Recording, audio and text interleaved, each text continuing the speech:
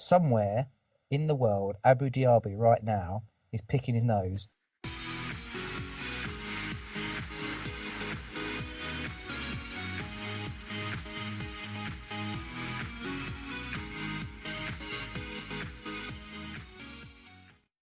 Hey party people, 012 here and welcome to the 14th Suburban Gooner podcast, the number made famous by Mr. Terry Henry, as we officially like to call him. We have no special guests today, we're all alone, so it's just me, Chris and Ben. How you doing, Chris? You're special, Steve. Thanks, man. How you doing, Ben? Very good, thank you. So, being as we've just into the beginning of February, I thought we'll start with what seems to be the topic of the month, funnily enough, is the transfer window. What are your thoughts on that so far, Ben, now it's over? Oh, it was totally bizarre, wasn't it? It sort of end up with Kim Kallstrom, who's going to be out for around 6 weeks. I think everyone sort of agreed that we needed someone, depending on your opinion, like sort of what position was needed. But I think the majority wanted a sort of centre forward. I can see the sort of sense of it. Technically, very good player, can cover in the positions that we do need. But I think you've got to say, if Kim Kallstrom's your only option, are we doing something wrong? Didn't we agree on what we were going to call Kim Kallstrom or Yeah, Kim we did, but then it or sounded like something for Chinese takeaway. Kim Kallstrom. I think the weird thing about Kallstrom signing, because I'm going to call him Kallstrom, because we've all heard the jokes about Football Manager, we've always called him Kallstrom, is I completely agree with the injuries and stuff that we've got at the moment, that a centre midfielder is fine. You know, I have no problem with that. I would have liked a striker as well, but I have no problem with the centre midfielder. But the issue is, he's injured, which I found really bizarre. He's not just injured, he's injured playing beach volleyball. Only can an Arsenal player get injured whilst doing something completely non-football related. Somewhere in the world, Abu Diaby right now is picking his nose and he's ruptured his anterior cruciate knee ligament and he's done for himself for another 6 weeks or 6 months or whatever it is. I found this whole window, as you said, Ben, very bizarre. And it's been bizarre because I spent 3.5 weeks of January not giving a fish's tit about the transfer window and doing a classic Arsene Wenger and focusing on the next game and worrying about making sure we get enough points before we get into February, because it's a doozy of a month, particularly now that we've just done the Palace game. We've now got some really tough fixtures. I've not worried about anything else. And then all of a sudden, Jim freaking White turns up with his stupid yellow tie, which horrifically the Metro were giving away as a competition the next day. I mean, I didn't enter that. I despair. Retweet and follow. I actually despair. And you blatantly know it's not Jim White's tie. They've just gone out and gone to a Next and bought the most yellowest, most ridiculous looking tie they could. And some intern has just scribbled his signature on it that looks vaguely like Jim White. There you go. Have that. I'm not too bitter about the transfer window. I think just because of this, those that don't know I work with Chris, next transfer deadline day, I'm going to wear a yellow tie. Please do. And I shall spill some of your big pot soup. Your big eat soup on it. So there. You'll never get to wear it again. But do you not think it was... I was saying this to Ben yesterday at the match. I found it strange, and I think I saw someone on Twitter say this. It took us 2 days to try and sort out a problem in midfield, yet it's taken us 3 or 4 transfer windows to try and sort out a striker problem, and we still haven't done it. I find it a bit baffling, really, that Arsene can do that. And then what doesn't help is when he makes comments like, well, you know, I only had a couple of days to try and rectify this, and that's why we've signed him, even though he was injured. And you just think, you didn't have a couple of days, you had 31 days, and you chose to leave it to the last minute and do absolutely nothing. So I think obviously he was referring to the midfield situation, wasn't he? Yeah, I know. The injury news.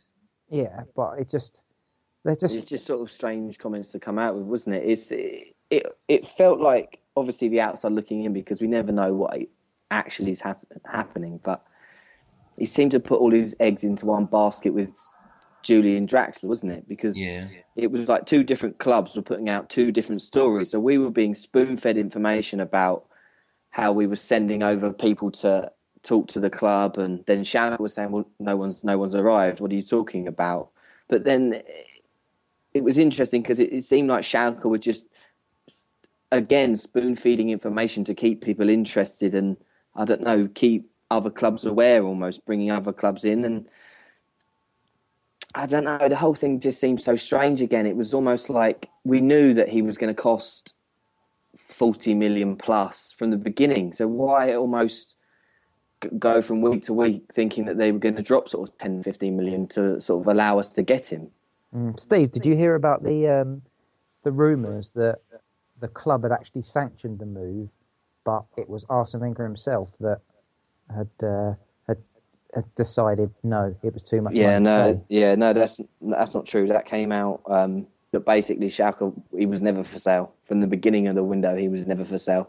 But today the rumours, conflicting messages, aren't they? Because there's a rumour that it was Wenger. I don't believe that. There's a rumour that Schalke said there was never a move, but there's also the one that a couple of people have said that Schalke had actually agreed a fee until the last minute. They actually pulled out of the deal.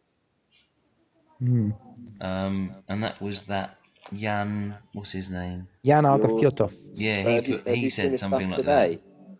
Bayern Munich's, I don't know what he is, sort of general manager or something, Orny Holness, apparently contacted.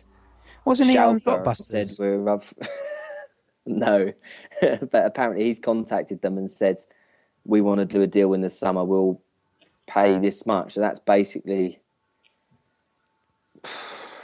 I don't know, that was another bit of a twist. But then also Bild today, also the German newspaper, also said that we offered 36 million euros on Thursday.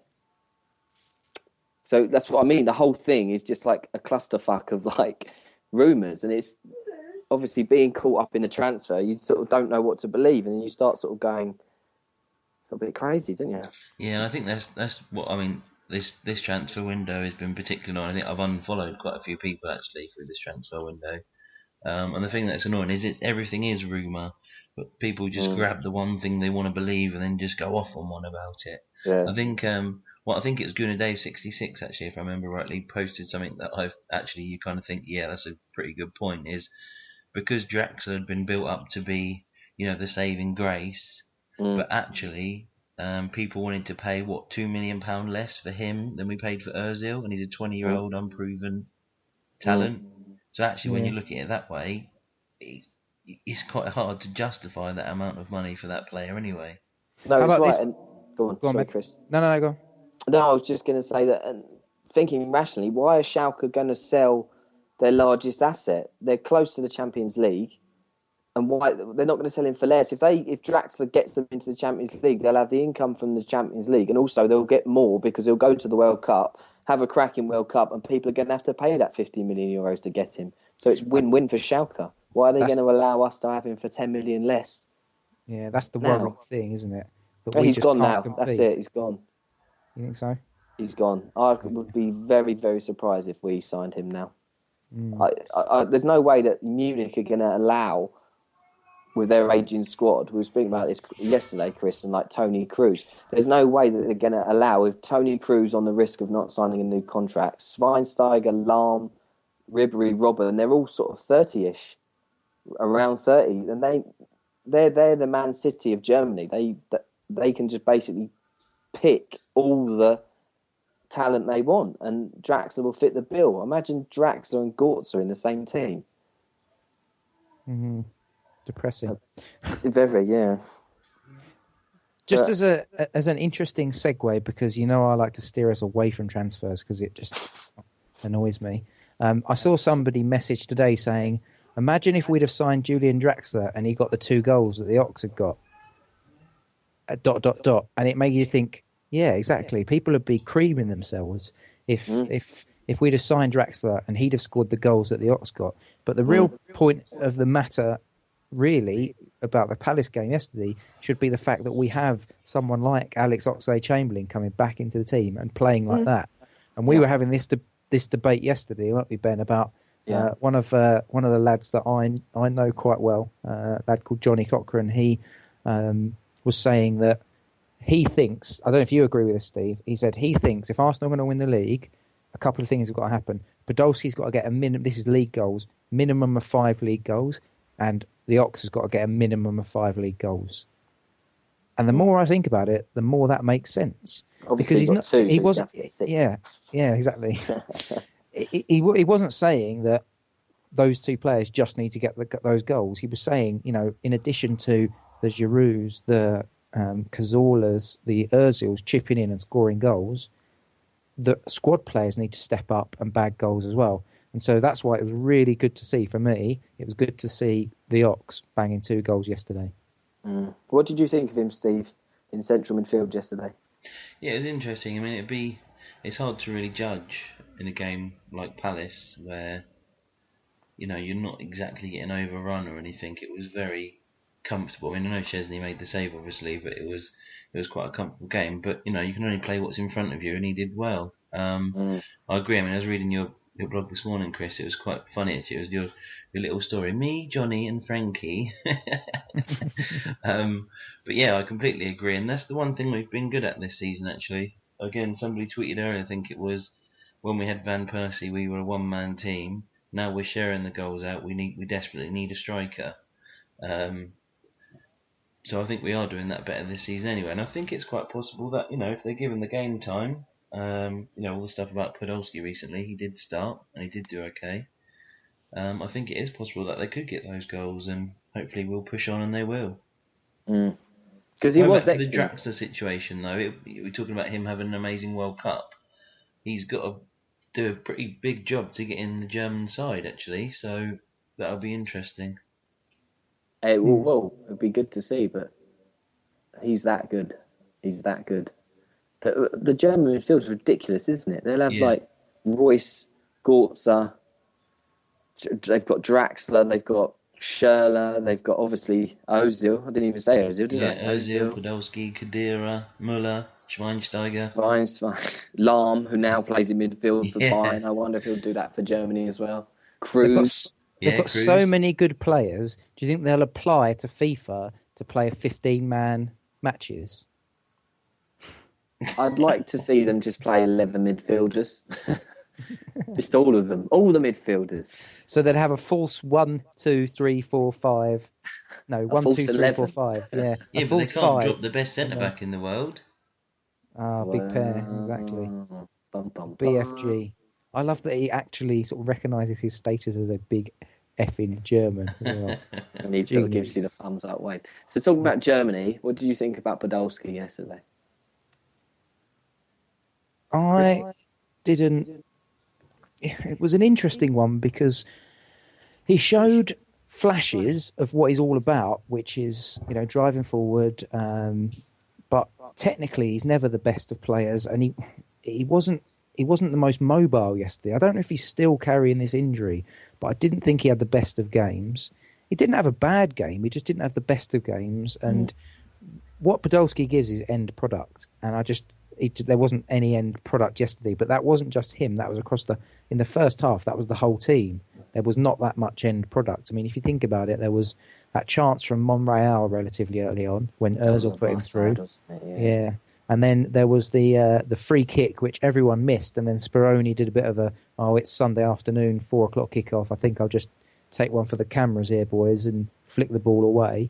But apart from that, I don't really remember that many chances. And that's exactly what Pulis does with games like that, isn't it? He just sets up to defend, doesn't he, Steve?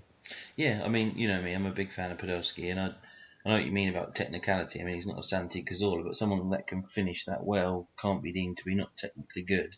And actually, his link-up play is very good. He's kind of 1-2s in close control with people. And there were a couple of times where he did kind of flick the ball on, and Palace were only saved by a last-ditch slide tackle or something like that. I mean, I know what you mean in terms of mobility. He's not someone that's going to, be a Walcott or a Navas kind of thing, but he just does bring something different. And I think he did okay. Given the circumstances. Like you say, he's an end product person. You want to see him on the end of an opportunity, but Pulis doesn't give too much of that away. Even the Ox chance. I'm sure if that was Podolski, he would have scored that as well. So, and he would have killed Speroni if it was any too close to him. But no, I love Podolski, so I can't say a bad word about him. I love him. I'm at the other end of the scale. I'm not his biggest fan. I think he's quite limited. I found myself sort of shaking my hand in the air with his lack of movement. I was sort of grabbing hold of Chris and pointing like he should be there. Chris, make him go there.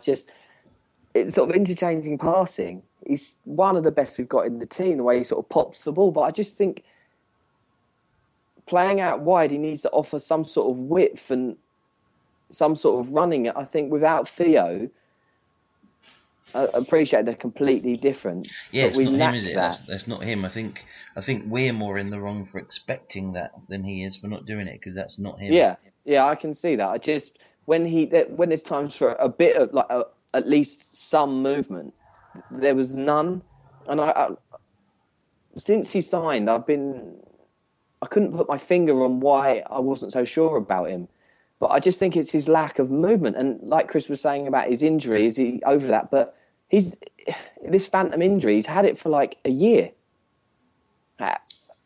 When's this going to go away? I keep seeing people say, oh, he's calves wrapped, he's got this wrapped. Like, I don't know. Maybe I'm being a little bit harsh there, but I don't know that you are. There's something going on. There's something missing. There's something missing from his game or his mentality. And I'm not qualified enough to tell you what that is, but just when I watch him, there's just something not there for me. I'm not sure what it is. I need an adult to tell me. Do you not think, though, if we think there's some big issue that a player with double figures in goals and assists his first season in the Premier League and taking his injury, he's been out for a while, he's still banged in goals and made assists this season as well. His return rate is fantastic and he's settled so quickly, but let's be honest, he's played against Coventry and Palace and he struggled to put his stamp on the game. Do you know what I mean? When I don't know, maybe I should be quiet because I feel like I'm just being a bit harsh and slagging him off, but I don't know, I expect more from him. He just seems sluggish and a bit, that's all I can say. I just think there's something missing, and until I work out what it is, I can't really go any further. In terms of the injury thing, they asked Wenger after the game, because obviously I missed the game because the last minute changes of plan, but I watched it on the TV and they asked Wenger, so is Podolski, he started today, is he ready to start playing now? And Wenger said yes, he's ready to start playing, he's nearly at full fitness, but the last bit of fitness you can only get through game time. Yeah, well, that's true, but there's the telling quotes that he says, I always feel like he's playing at 80%. He's sort of 20% off being world class. Is that down to the injury or is that down to his mentality? Is that 20% his mentality? Because technically, as Chris said, sort of finishing, striking the ball, he's just out of this world the way he can hit it. And you don't realise how powerful he can hit the ball being up close, because that effort that you mentioned before, Chris, with Monreal, he absolutely smashed it, didn't he? I thought it was going to sort of break the side of the post. Yeah. But Yeah, that's it really for me. I just think there's something missing, and as Wenger said, I think 20% of something isn't there. I'm not quite sure what it is. Do you start him against a team like Liverpool away at Anfield? Bearing in mind last season he scored, didn't he? I mean, Cazorla scored, but Podolski scored as well, and that is, when you're up against a team like Liverpool, you have to take your chance. You're not going to get as many chances as you do against the lesser teams. So you need somebody with a 90% strike rate rather than a 50 or 60% strike rate. I think it's Daniel Cowan from Gooners who was saying that sometimes he thinks, and I actually agree with him, he thinks that Cazorla can be a bit frustrating because he's either going to, shimmy past somebody and then smash the ball in, or he shimmies past somebody and he blazes it about a mile over. So he's not as consistent in his finishing as someone like Podolski. And you just wonder, with the big games like that, there are certain players that maybe should be considered like your Podolskis, much as how Arsene Wenger likes playing Rosicky in big games. Yeah, I would like to see Podolski have another go at starting the game. I want to see if it's just literally fitness, because if he has games and games and games and he's still doing it, well, that's the writing on the wall for Lucas Podolski. He'll be off in the summer. But as you said, we need someone who can score goals. We've lost Theo, our most sort of natural finisher. I suppose that's an argument for another day, but we need someone. And Gnabry isn't a goal getter yet, possibly, but I think you're right. I agree. I think Podolski's got to start in that game. Steve? Yeah, I definitely agree. Wenger's actually said, hasn't he, that Podolski's the best finisher at the club. I think he's come out and said that before. I think Gnabry potentially will be a goal scorer at some point. I quite like the fact that he does shoot. I mean, it can be frustrating, obviously, when he skies it, or blasts wide, but he's only young, so you want him to have a dig. But yeah, if we're playing a game where chances are few and far between, you want the ball falling to someone like Podolski, don't you? Exactly, yeah. I think the other thing is, looking back to last season, and I'm a big fan of Monreal. I think he can be underrated. But last season, Gibbs and Podolski actually had a very good partnership, starting to go when they were playing together. So it'd be interesting to see those two. Liverpool, the game against Liverpool where he scored. Did he score and then assist Santi? He sort of, I can't remember exactly, but Gibbs flew up the side, cut it. Oh, he played a 1-2 off Podolski. Podolski got it back and levelled it in the back of the net. Yeah, and that's what would be interesting to see, sort of how Liverpool's set up, really. But yeah, I think it'd be good to see him, and hopefully he can get that 20% back. What's your thoughts on the Liverpool game, the upcoming Liverpool games and the United games? Because I've been following some people on Twitter, some relatively sort of well-known people on Twitter, who seem to think that Liverpool are not going to cause us a problem. And I just can't see that. I generally can't see Liverpool not causing us a problem. You can't have a Suarez or a Sturridge in your team. I don't know where I happened then. I went a bit sort of West Country. A Sturridge. You can't have a Sturridge in your team. I don't know. You can't have players like that in your team and not be dangerous. Well, I don't care how brilliant our defense. Yeah, I just don't think it happens twice in a row. I think they will. I think they will get chances, and they won't be as bad as they were at the Emirates. So I think that was down to us playing very well, and Mertesacker having Suarez and Sturridge in both of his pockets. I think we played exceptionally well that day. Liverpool. I think Brendan Rodgers, how well he's done this season, how well he's done with Liverpool. I think he set them up wrong. And before they knew it, we were just all over him, and then the game was done before he had a chance to fix it. So I don't think he will make that same mistake in the sort of initial setup. But it'll be whether we can dominate, because that's the interesting thing, is that we're being prolific in terms of wins and victories, if that even makes sense.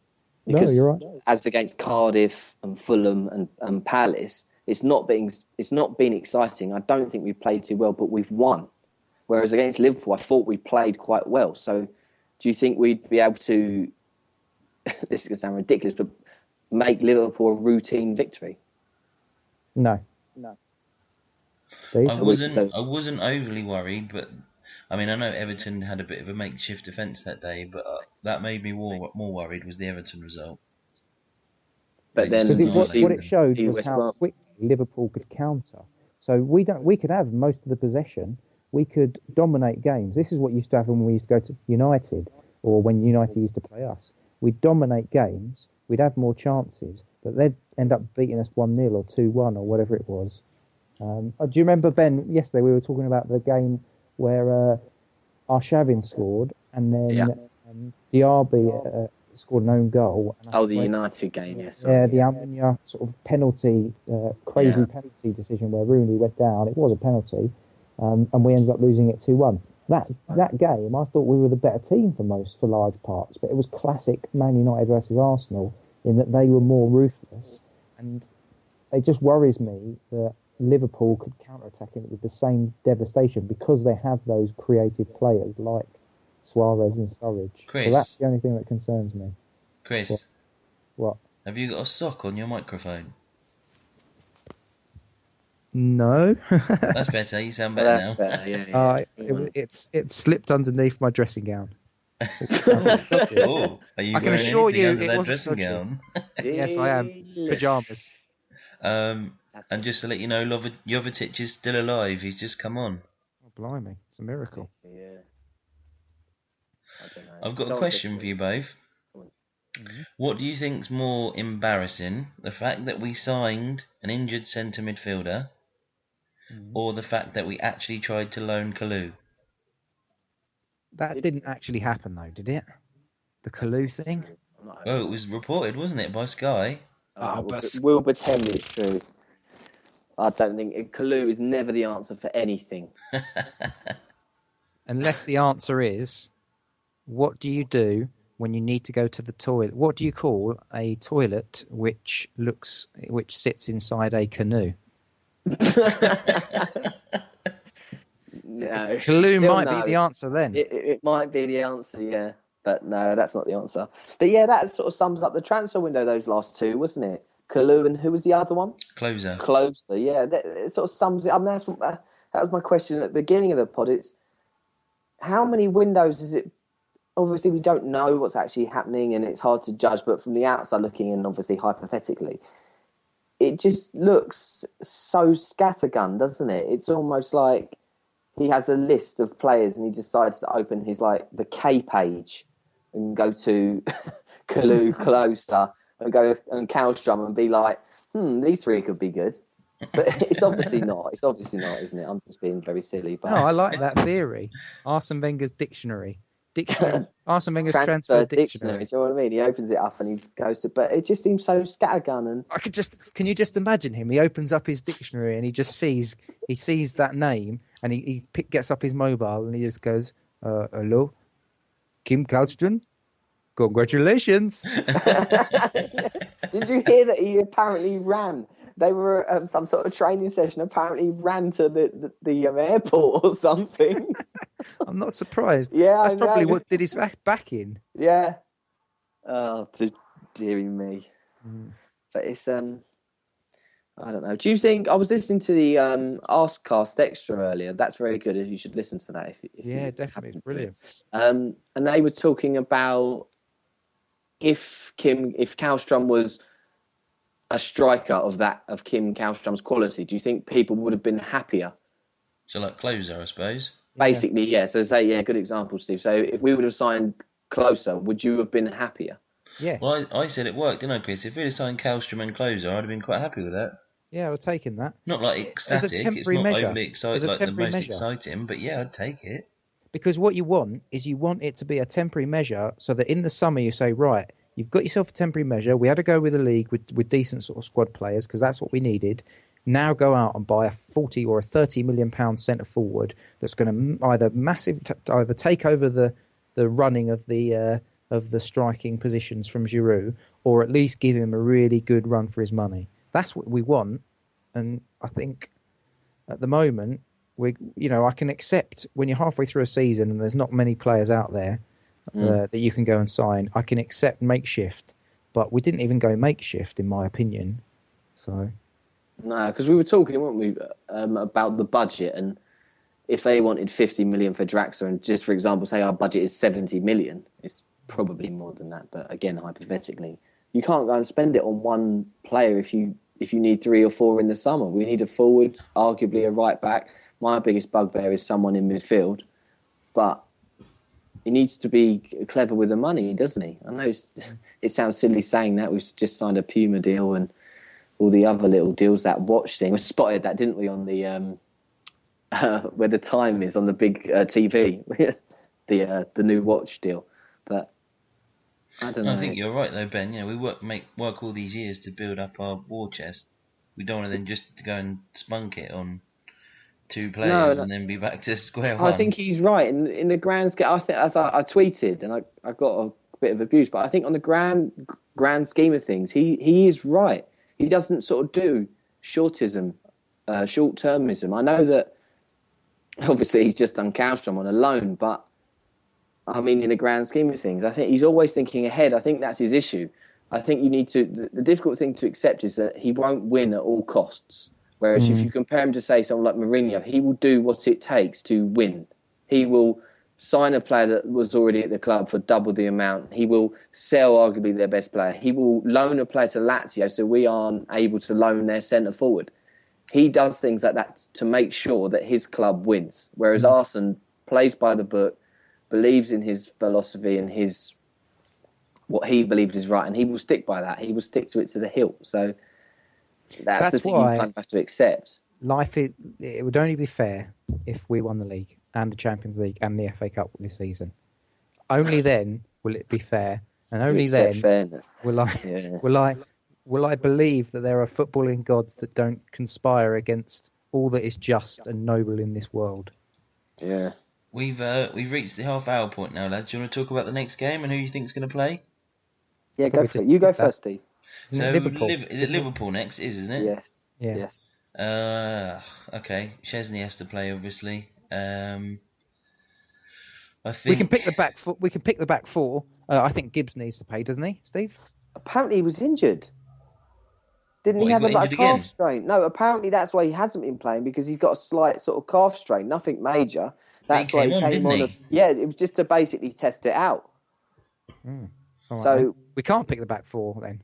No, well, it's a toss-up between obviously Monreal and Gibbs. Yeah, but the others pick themselves. Those two left backs, a lot of teams would kill to have one of them. So, but if Podolski, Monreal's played pretty well.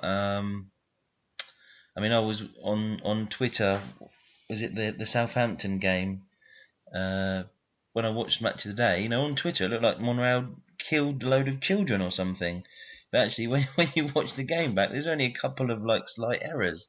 So I thought he got a bit harshly slated for that. But as I said, I'd like to see the Gibbs and Podolski partnership down the left-hand side. You always need to be careful of trial by Twitter, don't you? I know, it's crazy. That kind of situation. I think people forget that you can have your opinions can change, and who wrote something on Twitter? Someone wrote that people have fluid opinions. I mean, that's bang on. It's this silly. It's just like I don't really want to whinge about social media, but I'm going to a bit. People having a go at other people having an opinion, and then other people almost behind their back slagging them off. It's just at times it's just so childish. Yeah. Or changing your mind. I mean, I was on the pod. What was it, 2 months ago? Saying Bentner will not score, and then he scores. And now I'm a bit like, do you know what? As a squad player, you'd take him for now, wouldn't you?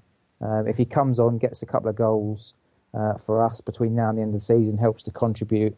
We can just send him packing on his merry way and be done with it. But you could hear the cheer on the telly when he came on. Yeah, we all cheered. Yeah, we all cheered. And then obviously Sanyo at right back.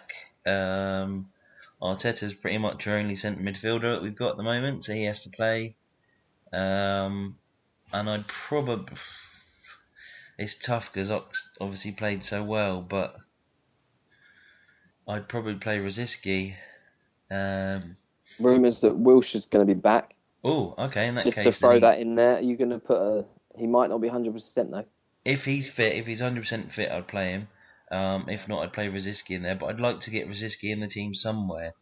So I think he does add a lot. Obviously, Ozil and Cazorla. I've had time to think. I think I would sacrifice Podolski for Rosicky. Yes. Just simply for tracking and covering. Obviously, they're going to play, aren't they?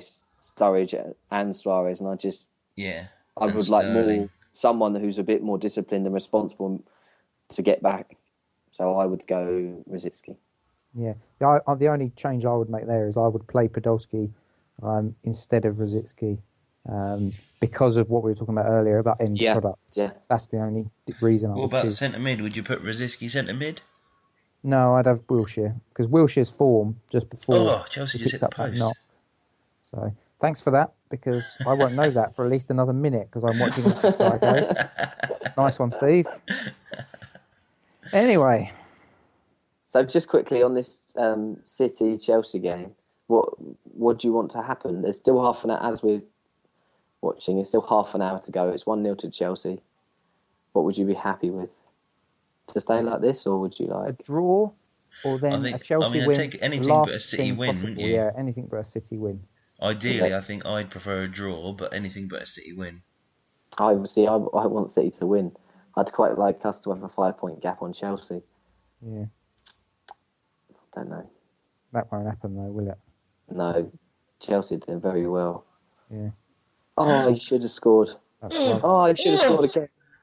Anyway, shut up. Let's finish this so that I can watch it, because you Any closing remarks from you, Chris? Mugging me off. You stop mugging me off. That's all it is.